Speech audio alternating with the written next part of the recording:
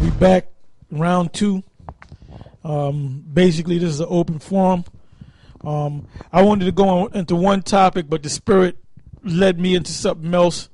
So we're going into a lot of different things, and we're just gonna go right back into the scriptures. Anybody had a scripture? Okay. We was talking about grimy Edomites, grimy niggas in this truth, so-called in the truth. This is 2 Timothy 3:1. This know also, that in the last days perilous times shall come, for men shall be lovers of their own selves, covetous, boasters, proud, blasphemers, disobedient to parents, unthankful, unholy, without natural affection, truth breakers, false accusers, incontinent, fierce, despisers of those that are good. And you had a prime example of what happened with them brothers down in Texas. They was despising those that are good. Continuing on, verse 4. Traitors, heady, high-minded, lovers of pleasure more than lovers of the Most High, having a form of God. Lovers of pleasure, meaning these guys are sold out. They love pleasure because when they make that deal with you, the Illuminati makes that deal with you, whoever they send, whatever representative they send, they're going to give you a substantial amount of money. Now, from what I heard from the brother that passed, Bun Lawyer, he had the inside information through another dude, former teacher, priest from the main school named Kazak. They were going back and forth. And basically, I believe he was right there or had some type of inside information that they basically pulled Comfy to the side. And that was right around when the World Trade Centers took place. I think right in that same year, that same time. I think it was after the World Trade Center situation. And I think they offered him $50 million. But I think after they made the deal, they turned around and said, no, you're only going to get $30 million.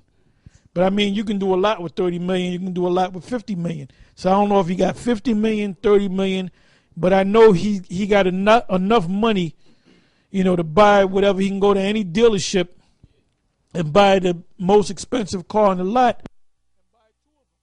Oh, you had to talk. Okay, no, the mic went off real quick. Okay, make sure everybody has.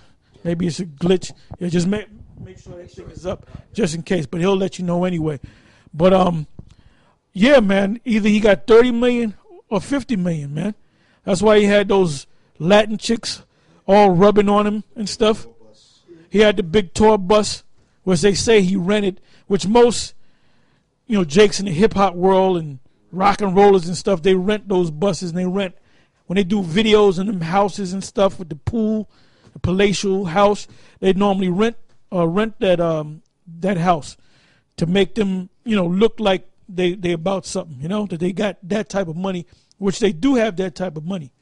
But this guy, they had to give him at least 30 million. And then they told him to do this and take that away, and they do it incrementally. They say don't use the name of the Son of the Lord, but you can use the word Yahweh, or don't do this, or tell your people they can shave their beards off and they can put tattoos on them. So it's like an incremental thing, until Caesar Borgia popped up in the school. But those people were weak. Now, when he came out with that Idi Amin suit, that's when you should have, got out of there, man. That's when you should have, as soon as he came out there, and y'all don't even know about Idi Amin, because that was before your time. I remember when that black demon was in power, man. And he looked, and when I saw that, I said, that's the same suit that Idi Amin wore, man. Where did Comfy get all those bars and stripes and medals? What wars did he fight in? What battles? No, if you got that many medals, that means you fought in a bunch of battles, man. You did a bunch of heroic things, man. And them simple niggas just sat there like zombies while Ariel was sitting there. He didn't even bat an eye. Shah was sitting there, just looking up in the ceiling, I mean, what the hell is going on? Going back to Johanna. We know Johanna sold out, man, because of that interview that he had with what's Southern Poverty Law Center, man. Then he asked him if you allow gays to be in your church, and yeah, we allow gays. And they said, what if the guy, or the woman no longer is gay, but then they go back into it, and he said, well, we'll have a council. Where's that in the scriptures, man? Because he's another one that sold out. They gave him a lot of money to make him sell out. You had a scripture? Let me finish off this real quick. Go ahead, brother. Verse 5. Having a form of godliness, but denying the power thereof, from such turn away, and if I may. And that's why the scriptures say, if this counsel be of men, it'll come to naught. Okay? So now it's clearly evident that GMS is set up through the Spirit of the Lord Yahweh Shem Yahweh Shai, because the Most High is busting up all these camps, all these guys who claim they have the truth and have the word of the Most High, Yahweh Shem Yahweh Shai. They're coming and not, and they're nowhere to be found anymore. That's right. So that's right. And the Most High going to really do something to him, because this man's getting ready to go out. So when this man goes out, do you think them guys are going to, after the dust clears, Comfy's going to be standing there? He's going to be gone, man. If they don't get him, whether he dies in a race riots or whether he commits suicide or whether his own people get him, the same thing goes with for Johanna, Bubble Eye Blackfish, and all of them. They're gonna feel stupid, man. They're gonna feel stupid knowing that the guy that they followed was an actual sellout, and in the back of their mind, they're gonna think that the GMS guys, the elders and the other brothers of GMS, they said that these guys sold out, and they were right. So they're gonna be embarrassed to come to us.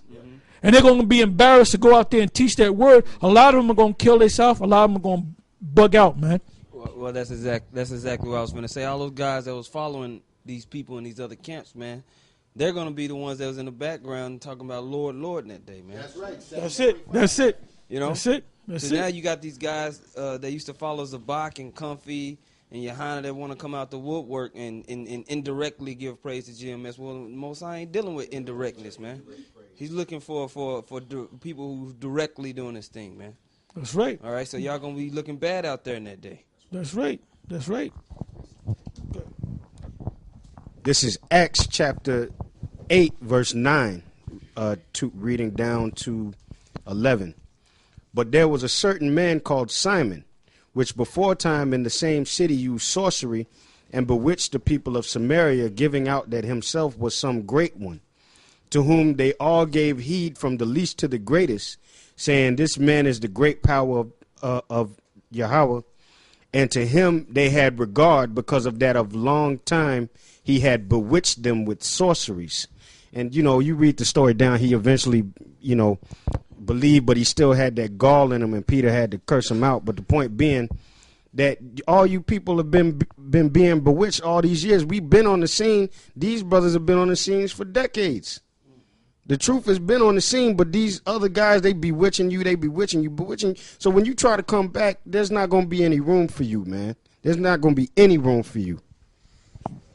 This is Galatians 3:1. O foolish Galatians, who hath bewitched you, that you should not obey the truth, before whose eyes Yahweh Shai hath been evidently set forth, crucified among you. This is Galatians 1. It's self-explanatory. This is Galatians 1:6. I marvel that you are so soon removed from him that called you into the grace of Yahweh Shai unto another gospel, which is not another, but there be some that trouble you. Because they all them guys out there that you see, Johanna, Bubble Eye Blackfish, Nate, and all them guys, they all had the gospel at one time. So it's not another, they just changed it. They just changed the gospel. That's why it says, which is not another, but there be some that trouble you. And they are the ones that are troubling you. Why? Because they're teaching something different. Back then, the wicked Pharisees and Sadducees and them were trying to make the Israelite foreigners keep the law 100%. But today, these guys are changing the gospel, taking the name of Yahweh and the name of Yahweh Shai away. So those Israelites out there that are meant to come into this thing can't come in, because they don't have that key. But the thing about it is that the Lord is only going to wake up the elect, and only and those that are part of the elect, they're going to get the information that they need to be sealed. It says, which is not another, but there be some that trouble you and would pervert the gospel of Yahushua. And that's what you guys are doing out there. You're perverting the gospel of Yahushua. Teaching that Cornelius is a Edomite is a perversion of the gospel. Because even back in the days, even though it was taught that Cornelius was an Edomite, it was also taught at one point that he was an Israelite. But that was a controversial thing. It was rocky coming, up back and forth, and then it went back down. The truth went back down, but then eventually it came back up when the house of David was set up, when the Spirit got on Elder Gabar.